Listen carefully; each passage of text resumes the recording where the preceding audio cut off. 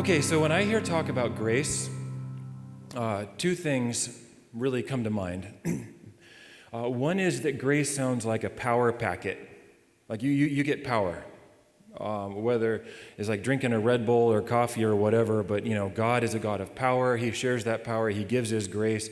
He gives you the grace necessary to power through. So grace sounds like power of some sort. And the other way that I hear grace talked about is in negative terms. This is happening, but grace stops it. This was going to be the case, but grace. Unless these things happened, no, grace. So grace stops bad things. And then, those are the two main ways I hear grace talked about.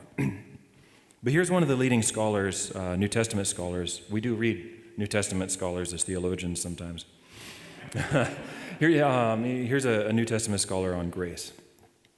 Paul himself was using no specially coined vocabulary, but the normal language of benefaction. And we are more likely to appreciate the force of this metaphor if we translate charis, not as grace, but in the more common vocabulary of ordinary usage. Benefaction, not that that's ordinary, benefaction, favor, or gift. So in other words, when we hear grace, one of the first things we should think about isn't power, it's not stopping things, stopping bad things, it's just gift. And in case you think I'm crazy, in Ephesians 2, surely you know this, for by grace you have been saved through faith, and this is not of your own doing. It is the gift of God, not a result of works, so that no one may boast. For we are his workmanship, created in Christ Jesus for good works, which God prepared beforehand that we should walk in them. Grace language is accompanied by gift language. God is giving us something. So the question is, what kind of gifts does God give us, and why does he give them? So our passage for today is Matthew 25, 14 through 30. A passage which you might not want to write a paper on when it comes to the subject of grace, because grace isn't in the passage. So I'm being naughty. It's the parable of the talents. For it will be like a man going on a journey who called his servants and entrusted to them his property. To one he gave 5 talents, to another 2, to another 1, to each according to his ability. Then he went away. He who had received the 5 talents went at once and traded with them, and he made 5 talents more. So also he who had the 2 talents made 2 talents more. But he who had received the 1 talent went and dug in the ground and hid his master's money. Now after a long time the master of those servants came and settled accounts with them. He who had received the 5 talents came forward, bringing 5 talents more, saying, Master, you have delivered to me 5 talents. Here, I have made 5 talents more. And his master said to him, Well done, good and faithful servant. You have been faithful over a little. I will set you over much. Enter into the joy of your master. And he also, who had the 2 talents, came forward, saying, Master, you have delivered me 2 talents. Here, I have made 2 talents more. His master said to him, Well done, good and faithful servant. You have been faithful over a little. I will set you over much. Enter into the joy of your master. He also, who had received the 1 talent, came forward, saying, Master, I knew you to be a hard man, reaping where you did not sow, gathering where you scattered no seed. So I was afraid. I went and hid your talent in the ground. Here you have what is yours. But his master answered him, You wicked and slothful servant, you knew that I reap where I have not sown and gather where I scattered no seed? Then you ought to have invested my money with the bankers, and at my coming I should have received what was my own with interest.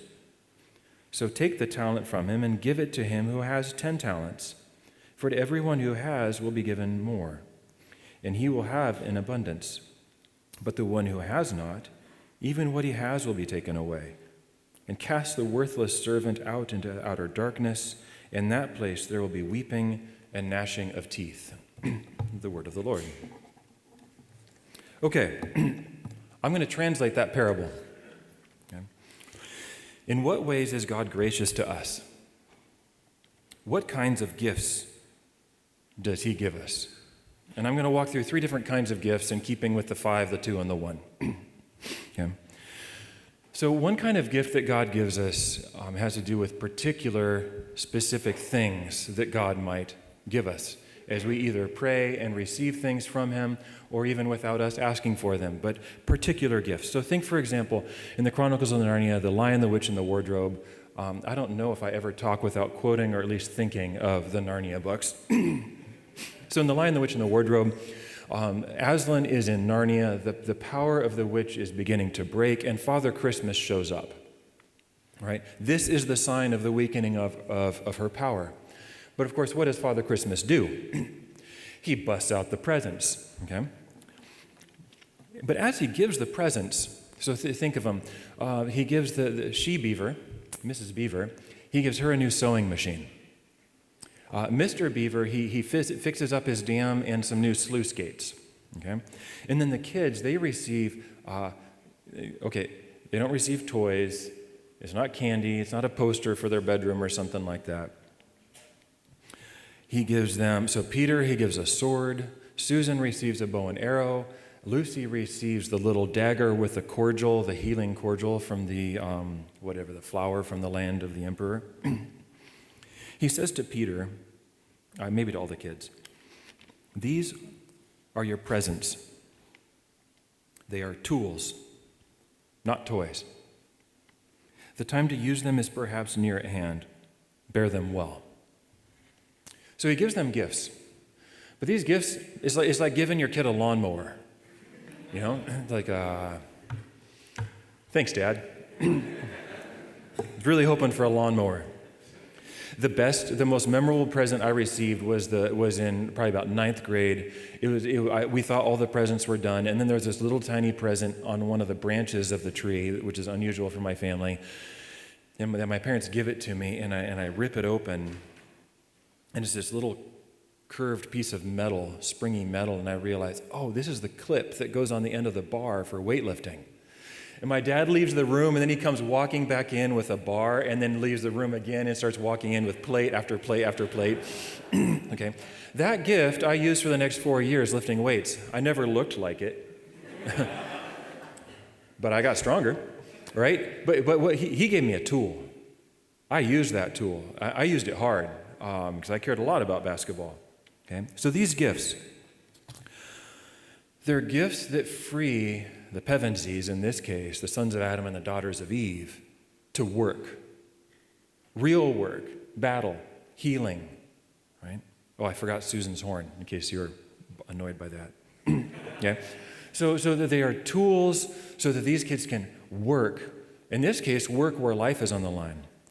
There are also tools that involve discipline. So after Peter slays the wolf, right? The werewolf, and then Aslan says to him, you haven't cleaned your sword.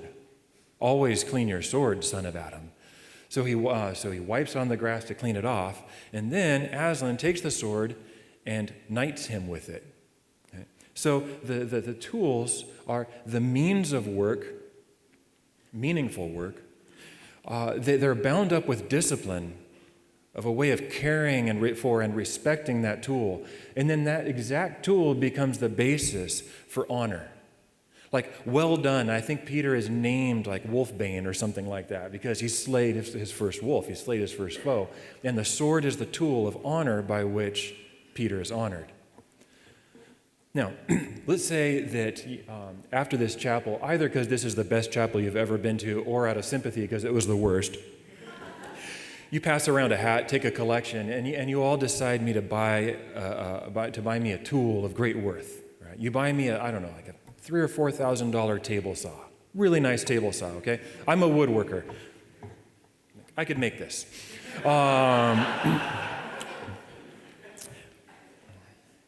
Actually, there's some things about this podium that I really like and some that really bother me, but that's another time, okay? Okay, so I received this gift. Okay? What should I do with it? Well, I'm not going to leave it in my living room or in my garage, just in the box, because the kind of table saw I have in mind is a very large table saw.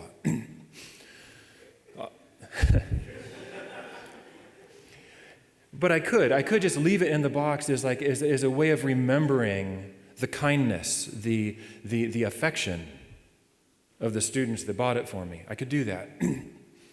I could also take it like, wow, this is a valuable gift. I'm going to resell this and then use the money to buy something really cool.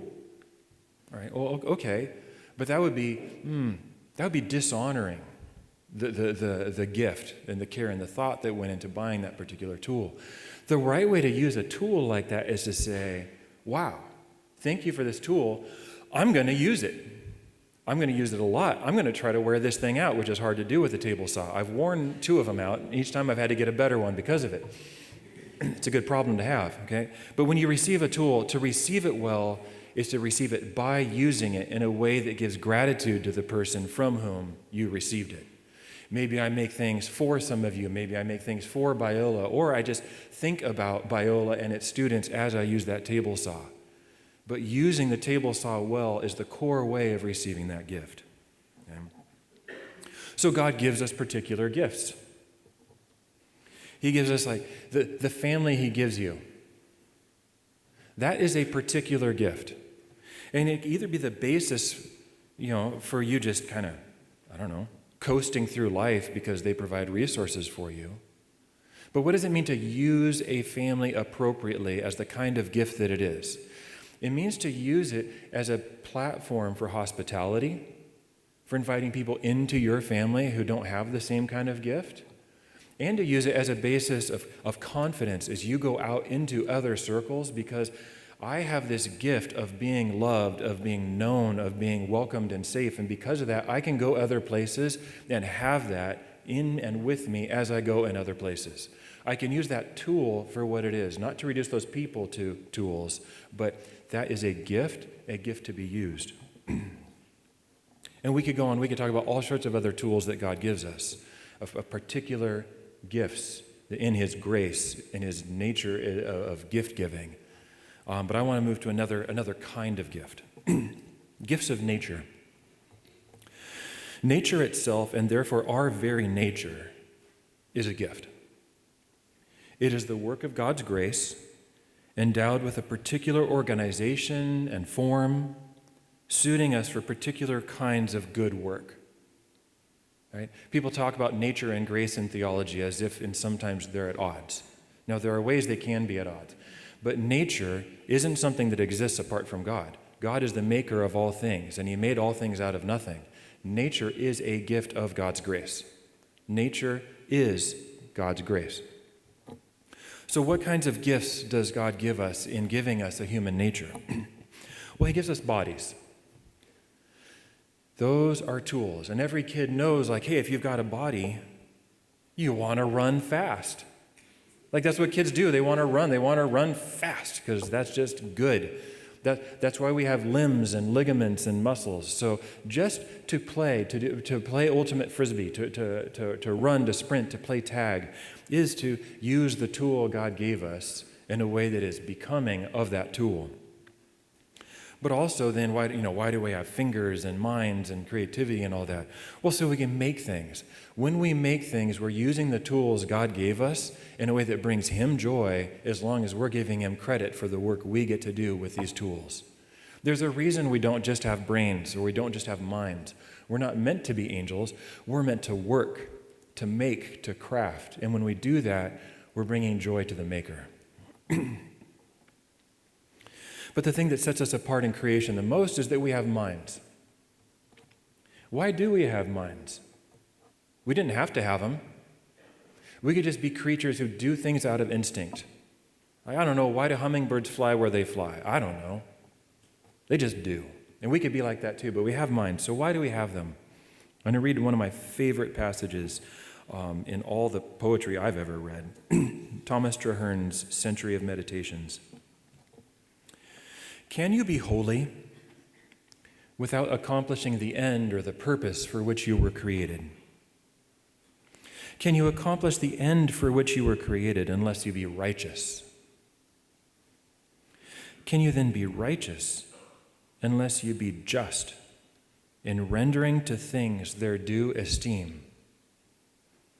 All things were made to be yours, and you were made to prize them, to value them according to their value, which is your office and duty, the end for which you were created, and the means whereby you enjoy.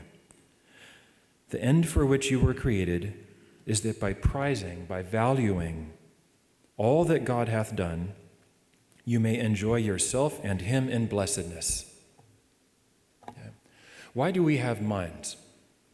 We have minds as a tool by means of which we can soak in the joy of understanding the things that God has made so that we can value them like he values them. Okay?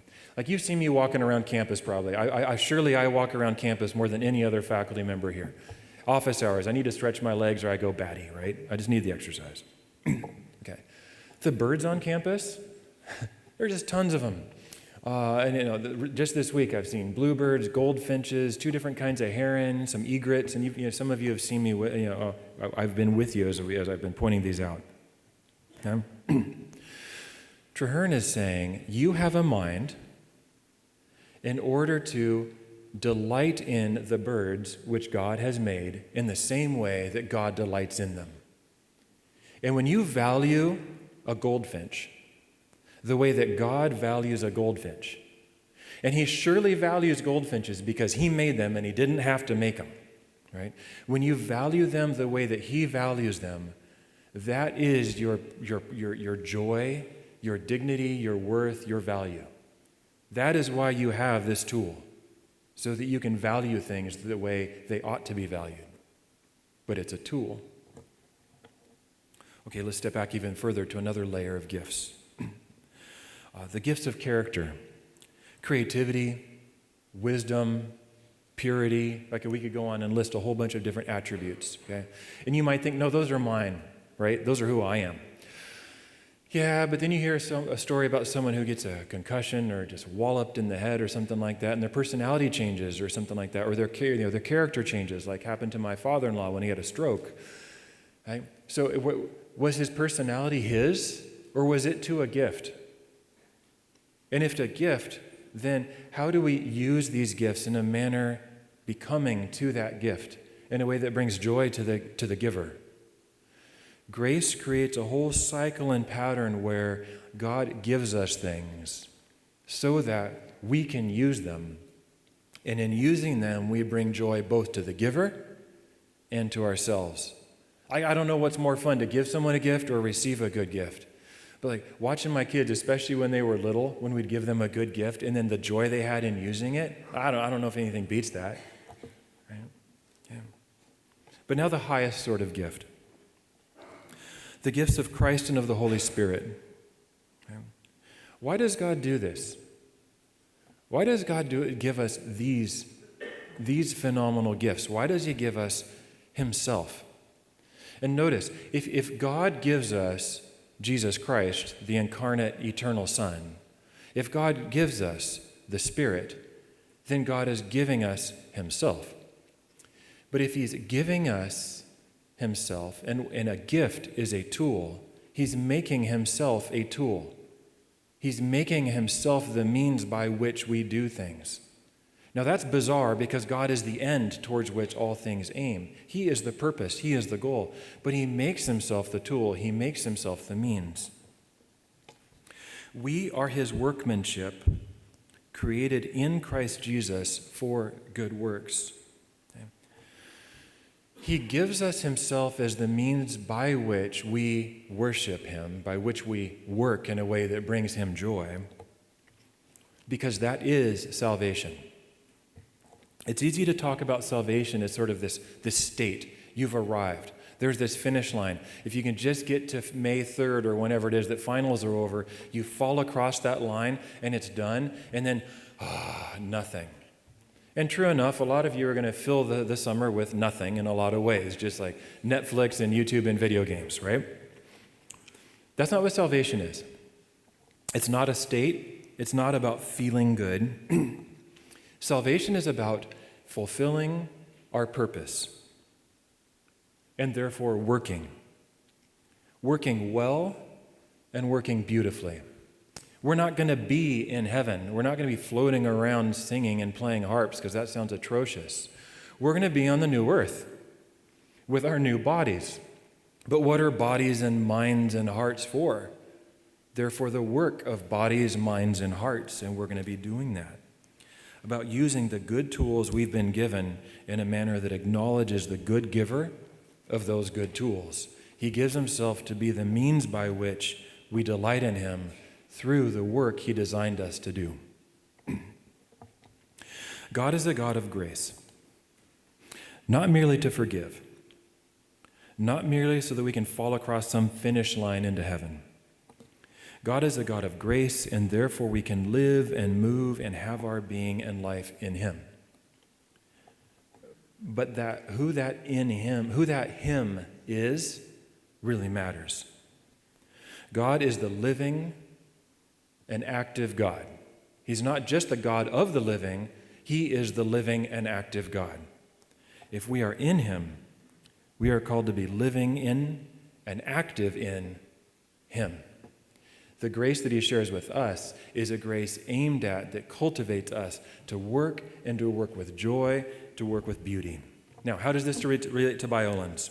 And I told you I would end on time, because I end on time. Okay, so what does that have to do with you? Okay. That parable says God gives gifts, and he expects a return on his investment. He doesn't want it in the form of money, right? He's not benefiting from this. He doesn't want to take from us. But if he gives you 5 talents, he wants 10 back. And that will be your joy and his. Enter into my joy, good and faithful servant. Do you have the gift of a good family? That is not to be taken for granted. And that's to be used as the basis for hospitality and for confidence as you move outside your family, bringing others in, going outside your family in order to share that dynamic with others. Don't use it selfishly. Don't bury it in the dirt. Use it as the basis for good and meaningful work. Do you have the gift of wealth? Well, yeah, you do, because you're here. Even if you're scraping by and working 40 hours a week, and I know some of you who do. You have enough wealth to be here. Is that bad? Heck no. God gives wealth. He gives lots of wealth. How does he want you to use it? He wants a return on his investment, that through it, both you and he can delight in what you and he are. But do it in a way that brings him joy. Do you have a table saw? Do you have the gift of a table saw? Well, then use it for the joy of both yourself, your God, and others by making things for others and making things for the church. Do you have other tools like a table saw, a KitchenAid mixer, or whatever it may be? Do you have tools? Those are the gifts of grace. Use them for yourselves and don't bury them in the dirt or use them for your own selfishness. But now, one last one. Do you have the gift of education? Are you here so you can make more money? Are you here so you can find satisfaction in that one career, so you can retire early and do whatever you want in your retirement? That's the way our culture pitches college, and it's crap, right? It's terrible. I could do a whole nother chapel talk about why that's a terrible vision for education. Here's why you're here. Here's why I think you should be here. Education is a gift. The mind is a gift. You are here to learn to prize things according to their value, to see and bask in the real value that things really have. And through that, to be able to honor them, to use them in a manner that fits with what they are, to bring joy to others, to yourself, and to your Maker. You're not here so you can retire early. People who retire early are burning through marriages anyway, right? You really want that? Nope. Okay? I don't even want to retire. I tell people I have retired. I just need enough money to be able to keep things going and keep food on the table. I have retired. This is my dream job, right? You want an education because God gave you a mind, and your vocation on this earth is to value things according to their true value. And that brings both you, others, and your Maker joy, and that's what grace is about. That's what the grace of education is about. Discover who you're called to be at Biola University, a leading Christ-centered university in Los Angeles. with programs on campus and online. Subscribe for more of our videos and learn more at biola.edu.